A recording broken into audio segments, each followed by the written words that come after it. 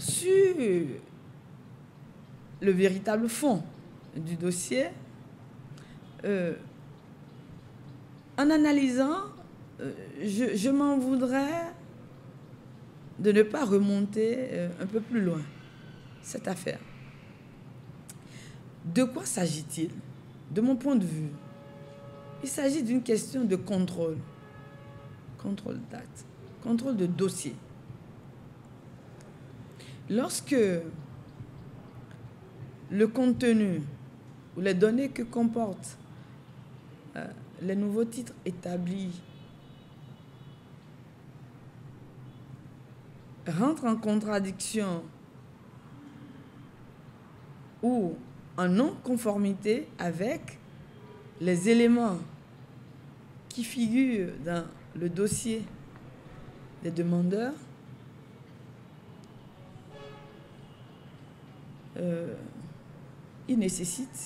il urge, de mon point de vue, que les titres déjà autrefois délivrés dans certains cas pour ce qui relève des irrégularités liées à des titres académiques précédemment délivrés, que des corrections soient apportées à ces titres-là pour une mise à jour du dossier de ces demandeurs en vue de faciliter la délivrance des nouveaux titres.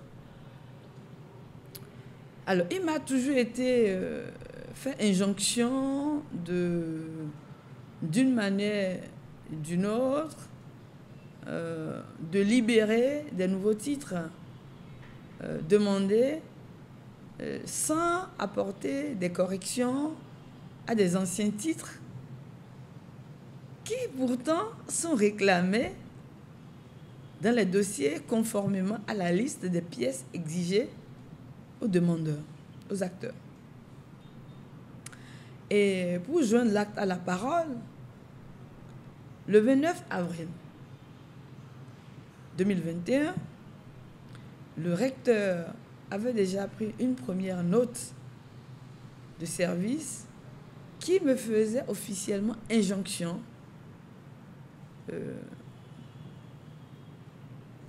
d'aller à cette application pour ce que je viens de relever, c'est-à-dire délivrer des nouveaux titres en faisant fi des titres précédemment délivrés que pourraient comporter certains dossiers et qui, constitueraient un frein en quelque sorte. Mais je ne dirais pas un frein en tant que tel, puisque au nombre des réformes que j'ai eu à initier depuis que je suis à la tête du vice-décanat de cette entité, lorsque dans un dossier, il est constaté des irrégularités, des erreurs sur des actes précédemment délivrés pour ces usagers-là, de procéder immédiatement à la correction de ces actes-là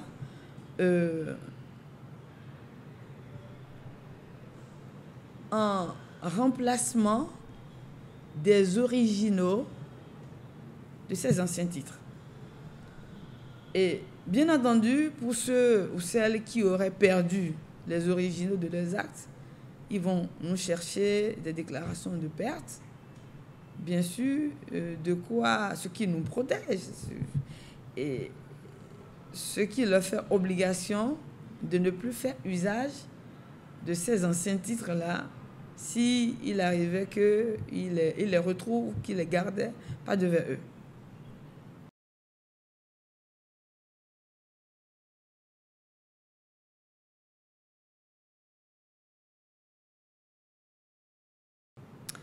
Alors, ce que nous avons compris à travers des informations qui nous sont parvenues de sources très concordantes, c'est que ces actes incriminés que nous avions pris l'habitude de corriger et du fait que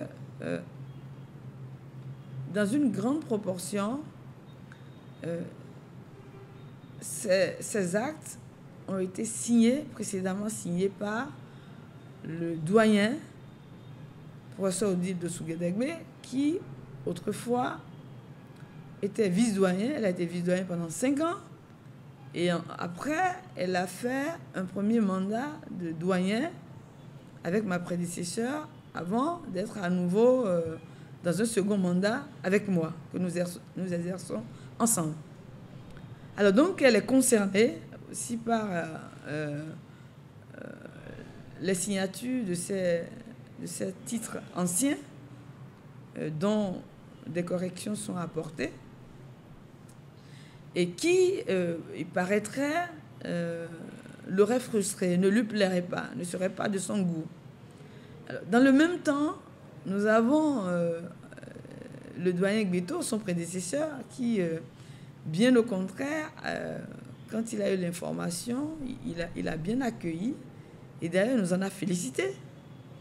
Puisque, pour ce que nous avons su plus tard, c'est lui d'ailleurs qui avait initié la liste des demandes des pièces qui sont en vigueur jusqu'à ce jour et donc qui demande que les demandeurs, pour ceux qui ne demandent pas tous leurs actes pour une première fois, présenteraient des demandes qui ont déjà des titres déjà délivrés. Et donc, cette nouvelle demande consisterait à compléter leur dossier, donc soit des actes complémentaires. Et donc, il est allé même me dire, vous vérifierez l'information auprès de lui, que s'il arrivait même que je constate, je tombe sur des actes que lui, moi-même, aurait délivré, de ne pas hésiter un seul instant à porter de correction et que je rends ainsi service à ces étudiants-là et à la communauté béninoise tout entière. Donc, je ne peux que, excusez-moi, m'en féliciter et poursuivre mon travail sur cette lancée. Bon, étant donné que vous n'êtes pas sans savoir que les réformes des autorités étatiques visent à mieux assainir d'ailleurs tout le pays, les administrations publiques et aussi les universités publiques, puisque c'est des services d'État. Et donc, nous ne saurions nous dérober à la tâche. Nous avons obligation, devoir d'accompagner les réformes en cours et chacun, de mon point de vue, devrait apporter sa pierre à l'édifice et en faisant ce qui lui revient de droit, de devoir et de droit de faire et d'accomplir sa tâche, cette tâche en toute probité.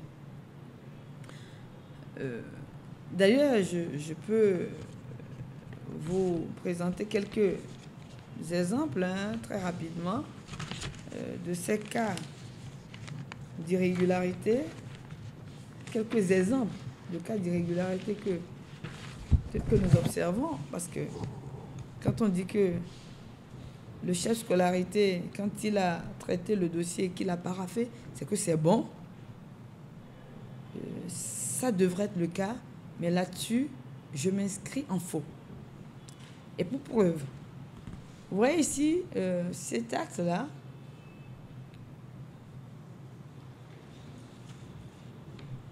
je protège l'identité du bénéficiaire. Ouais, bien le paraphe du chef scolarité, mais vous pouvez constater qu'il y a même une erreur sur le lieu de naissance de l'intéressé. Il est né à Djidja, mais on a mis Djadja. Et à ce niveau, il faut contrôler les crédits. Les crédits, quand on compte, ça fait 60. alors qu'il s'agit de la troisième année.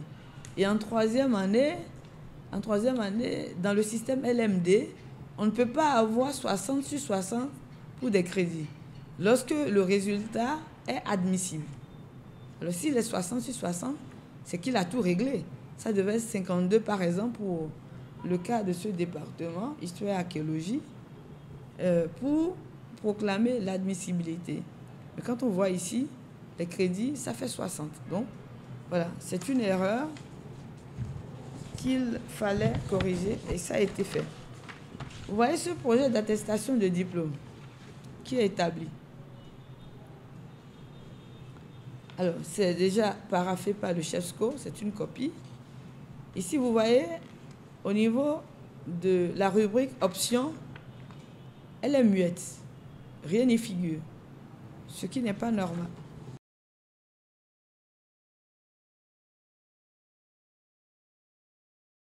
Oh, reprocher, mais peut-être que l'audace de vouloir respecter une ligne qui m'est propre, et de vouloir rester dans mon engagement et surtout de tenir à ne pas décevoir les autorités qui m'ont fait confiance. Je souhaite que lumière soit faite sur cette affaire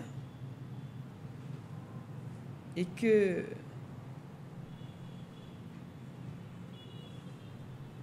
lumière soit faite sur cette affaire et que l'on ait l'assurance que les autorités compétentes s'assurent. Parce que moi, je n'ai aucun pouvoir. Aujourd'hui, je suis impuissante face à cette affaire. Si j'avais un pouvoir, j'aurais déjà demandé à voir les dossiers qui ont soutenu la délivrance de ces nouveaux titres en cours. Mon impression, c'était sentiment d'injustice, de tristesse et de pitié pour notre pays. Si dans une institution universitaire où nous devons être des donneurs de leçons, nous devons être des modèles pour nos compatriotes, pour les cadres qui sont dans l'administration que nous formons et que nous devons nous laisser à ces genres de pratiques,